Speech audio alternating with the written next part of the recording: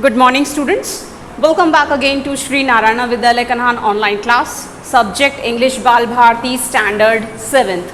So students, today I am going to start Unit 2, Chapter number 2.3. Abdul becomes a courtier. Okay. So let's start. Page number 30. Please take out your textbook. So here in this chapter, students, the story is given in a conversation form. Okay, conversation form में ये story दी गई है जिसमें characters हैं Abdul and his father and the merchant. Okay, so there are the three characters here given. Got it? And yes, emperor, chorus, minister means काफ़ी characters दिए हुए हैं. तो चलिए देखते हैं. ये स्टोरी कॉन्वर्सेशन फॉर्म में है और वो भी राइम फॉर्म में है. Okay, so let's start. Father who is a school master is getting ready to go to school. So जो अब्दुल के जो फादर हैं वो स्कूल मास्टर हैं और वो स्कूल जाने के लिए रेडी हो रहे हैं. ठीक है. Abdul, father, to knowledge and erudition I aspire, to study hard and deep. Books I require, will you lend me a little gold? Books I'll buy and study to rise high in the world. So, Abdul कहता है father से कि पापा मुझे पढ़ने की और इच्छा है, मुझे और पढ़ना है. तो मेरी ये जो इच्छा है, क्या आप मुझे जो बुक्स चाहिए उसके लिए आप मुझे थोड़ा सा गोल्ड दे सकते हैं? ओके, जिससे मैं आगे पढ़ूँ, ज़्यादा पढ़ूँ, बड़ा बनूँ. वर्ल्ड में मुझे बड़ा बनना है. ठीक है, ताकि मैं इतनी पढ़ाई करूँ ताकि बड़ा बन जाऊँ. देन फादर कहते हैं only the first half of the month has passed but alas the money doesn't last. तो फादर कहते हैं अभी तो महीने का आधा ही महीना गुजरा हुआ है और पैसे ख़त्म हो गए हैं. मैं तुम्हारे लिए कैसे, कहाँ से पैसे लाऊँ? सो बिल्कुल भी पैसे नहीं बचे हैं. Great books and manuscripts are so expensive. So जो बड़ी बड़ी किताबों होती हैं जैसे कि manuscripts means that is specially written by hand only. Okay, so that is very expensive and they are treasures rare and exclusive. और वो बहुत कीमती होती हैं. But from my school I will try to borrow books that will take you to brighter tomorrow. तो हमारे पास इतने पैसे नहीं है कि हम उतनी एक्सपेंसिव चीज़ें खरीद सकें, लेकिन फिर भी मैं कोशिश करूँगा कि मैं अपनी स्कूल की लाइब्रेरी से तुम्हारे लिए किताब लाके दे सकूँ ताकि तुम उसे पढ़ो और अपना जो फ्यूचर है उसे ब्राइट बनाओ. Abdul, that will be great, how eagerly I wait. तो अब्दुल कहता है येस इट्स वेरी ग्रेट और वो वेट करने लगता है किताबों का, बुक्स का. In the evening when father returns, जब शाम होती है फादर रिटर्न आते हैं स्कूल से घर के लिए. Abdul, how many books could you get? Oh now my life will be all set.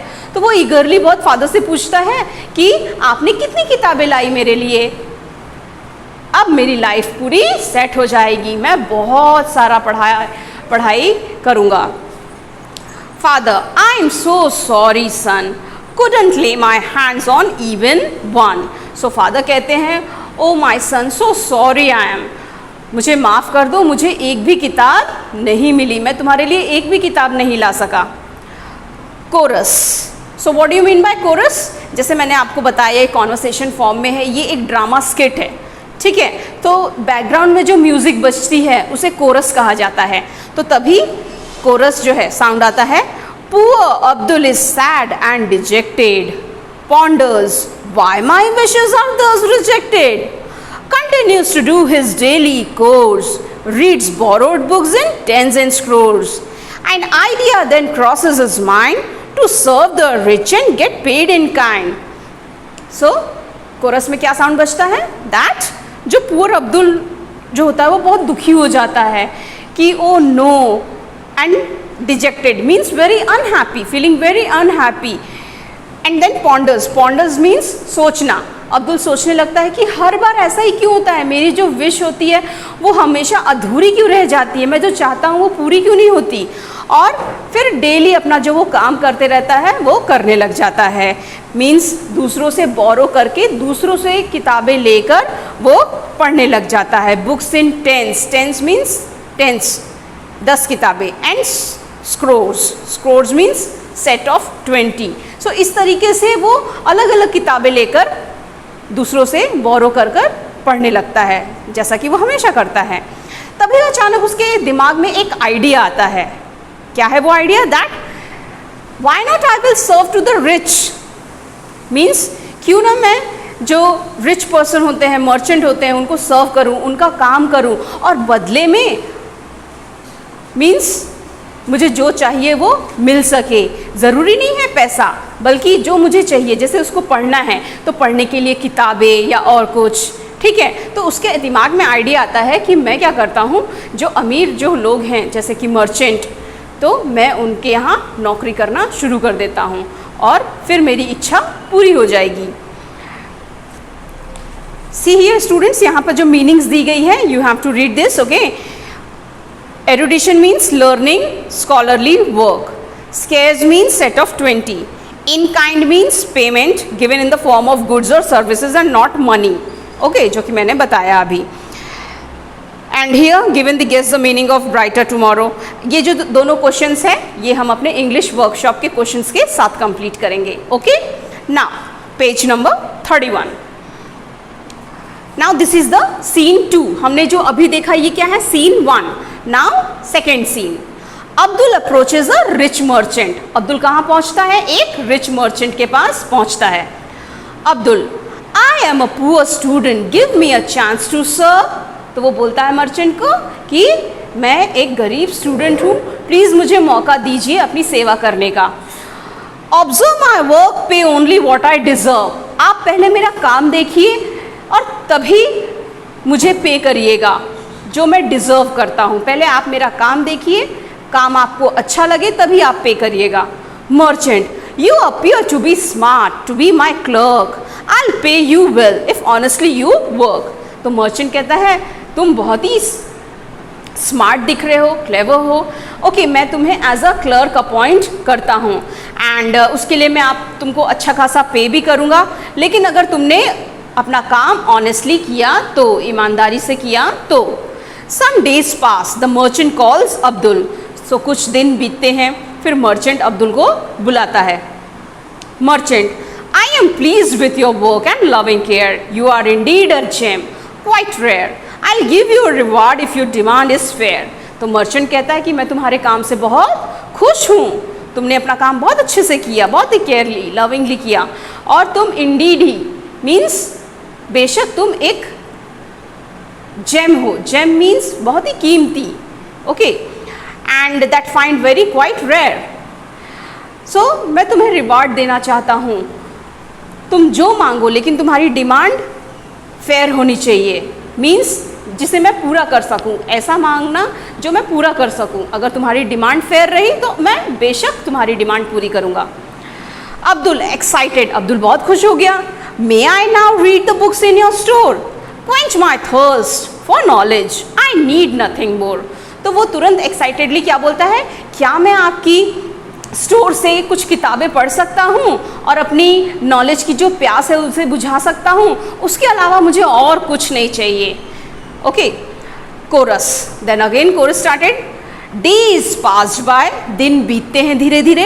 He learn and learn, gaining the knowledge for which he earned philosophy, astronomy, Arabic and Persian. Abdul the scholar now is one in a million. Will he come to the emperor's notice? Will he give an honorable office? So दिन बीतते हैं धीरे धीरे।